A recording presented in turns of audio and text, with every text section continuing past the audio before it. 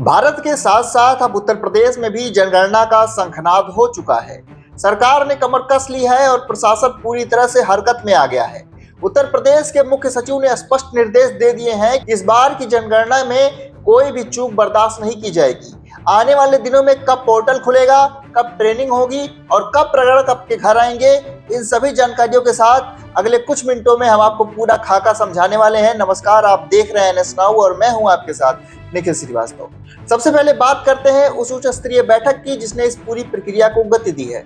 बुधवार को उत्तर प्रदेश के मुख्य सचिव SP गोयल ने अधिकारियों के साथ एक बहुत ही इंपॉर्टेंट बैठक की है।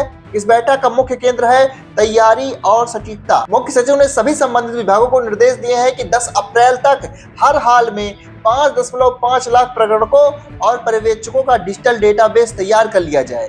ध्यान देने वाली बात यह है कि यह डेटाबेस पूरी तरह से सत्यापित होना चाहिए। मुख्य सचिव ने जोर देकर कहा है कि विशेष रूप से घनी आबादी वाले क्षेत्रों में, शहरी इलाकों और झुग्गी बस्तियों में सटीक गणना सुनिश्चित की जाए।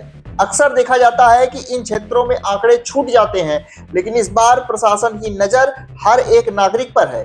उन्होंने साफ किया है कि जनगणना पूरी तरह से डिजिटल होगी, जो इसे पिछली बार की तुलना में कहीं अधिक और आधुनिक और पारदर्शी बनाएगी। अब बात करते हैं टाइमलाइन की। अगर आप इस जनगणना प्रक्रिया का हिस्सा हैं तो 16 अप्रैल की तारीख नोट कर लीजिए।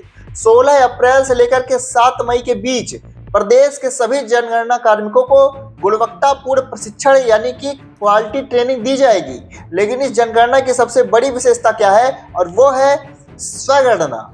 जी हाँ, अब आपको जनगणना के लिए केवल सरकारी कर्मचारियों का इंतजार करने की जरूरत नहीं है। आम नागरिकों के लिए 7 मई से 21 मई तक स्वगणना पोर्टल खुला रहेगा। इस 15 दिनों की अवधि में आप खुद को, अपने परिवार का विवरण पोर्टल पर दर्ज कर सकते हैं। महा रजिस्ट्रार मृत्युंजय कुमार नारायण ने इसे एक जन अभियान का नाम दिया है।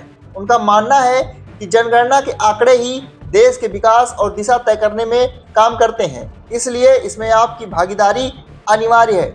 इसके साथ ही तैयारियां केवल कागज पर ही नहीं है, बल्कि जमीन पर भी शुरू हो गई हैं। इसी कड़ी में नगर निगम मुख्यालय में एक विशेष रिफ्रेशर प्रशिक्षण कार्यक्रम आयोजित किया गया। यहाँ उन फील्ड ट्रेनर्स को प्रशिक्षित किया गया जो आगे चलकर के पूरी टीम को लीड करेंगे।